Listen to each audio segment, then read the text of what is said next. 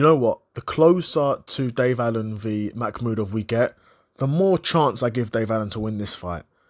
Despite Makhmudov coming into this fight as a favourite, it is in Dave Allen's hometown of Sheffield. And when you look at Makhmudov's resume, you look at it and you see, okay, this guy's 20-2 with 19 knockouts. He's clearly got power, clearly a powerful puncher, clearly got a lot of stopping potential there as well. Look at those 20 wins. There is not a single name that is recognisable other than Samuel Peter in 2019, who would have been absolutely rubbed, and also Carlos Takam, who is also is a scrub. Carlos Takam, who is the other recognisable name on his resume, like I said, who is a scrub, took him the distance as well. Took him all 10 rounds. And then you look at the rest of the names on the resume, they're nobodies. Absolutely nobodies, apart from Ajit Caballel, who stopped him in the 4th round, and then Guido Vanelo, who I've never heard of, who stopped him in the 8th round. Right? And sort of looking at Makhmudov's resume, you're like, okay, this guy looks weird. He looks tough. He's got the resume, a lot of stoppages on that resume, but he's not beaten anyone really good. And he's lost to Caballel, who really is the only world level operator he's fought. And he lost to another guy called Guido as well, who I've never heard of. And he got stopped by him as well. Whereas Dave Allen, on the other hand, is a guy who's, yes, he's been stopped as well, to be fair. He's fought a much higher level of opponent, though. He has. He fought Tony Yoka, who is an Olympian. He fought Lucas Brown. And Lucas Brown probably is the best win of his career. Lucas Brown is a scrub, in my opinion.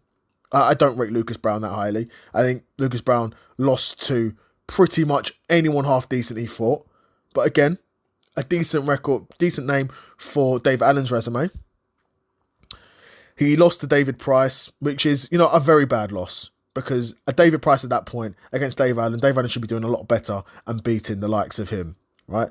But of course, even early on in his career, he fought Dillian White, fought Luis Ortiz. He's been in there with a very high caliber of boxer. Lost to Fraser Clark, had a split decision against Johnny Fisher, avenged that. He's had an interesting career, a lot of ups and downs. After that win against Johnny Fisher, there's a lot of sort of momentum behind Dave Allen. And particularly with this fight in his hometown as well. Hey, it's almost built up perfectly for Dave Allen to win this fight. And I could really see it happening because Dave Allen is a guy who, even at this point, he's got a particular style of boxing. He is hittable, but he also does have power in those hands. And we saw against Johnny Fisher, he will put your lights out. And he'll work the body, he'll mix it up to the head and to the body nicely. He'll keep you guessing. And when the time lands and when that time, when the time comes and if you're open for that big shot, Dave Allen will throw that big shot, land it and put you out. He will. The same could be said for Makhmudov as well. But Dave Allen has been in there with a far higher caliber of boxer. He's beaten some bigger names as well. I would say, Lucas Brown at the time he beat him. Lucas Brown would go on to become a scrub, but Lucas Brown at that time was a respected name in the sport. And Johnny Fisher. I mean, honestly, Dave Allen's resume is not amazing. Anyone half decent he's fought, he's pretty much lost to, apart from, like I said, Lucas Brown and Johnny Fisher. But there's a part of me that thinks, is this the Indian summer of Johnny Fisher's career? Can he beat Makhmudov? Can he go on back-to-back wins? Back-to-back huge wins for him as well. Because beating Johnny Fisher and then Makhmudov back-to-back puts him in a really interesting position and probably lines him up for the British heavyweight title fight. Probably lines him up to fight the winner of Fraser Clark v Jamie TKV. I fancy Fraser Clark to win that fight, in which case he could rematch Fraser Clark for the British heavyweight title in a fight that I would really want to see. But yeah, coming up to this fight, the closer we get to it, you know what, this feels different, but similar to the way I felt about Manny Pacquiao. I'm thinking, yeah, Manny against Barrios. Barrios is a world champion. Barrios is probably going to beat him. But the closer I got to the fight, I'm like, this is Manny Pacquiao. This dude's no scrub. And the closer I'm getting to this fight, I'm like, this is Dave Allen. He's been in there with a lot of guys. This guy, I was there at the Copper Box when he put Johnny Fisher to sleep. Made him go out on his face. Made Johnny Fisher go out sad. Johnny Fisher probably will never recover from that sort of loss. In terms of having an actual boxing career, like, you'll never go on to become world champion after that, if I'm being honest. Now, it's boxing, stranger things have happened, but if we're being honest, he's probably not going to go on to become world champion.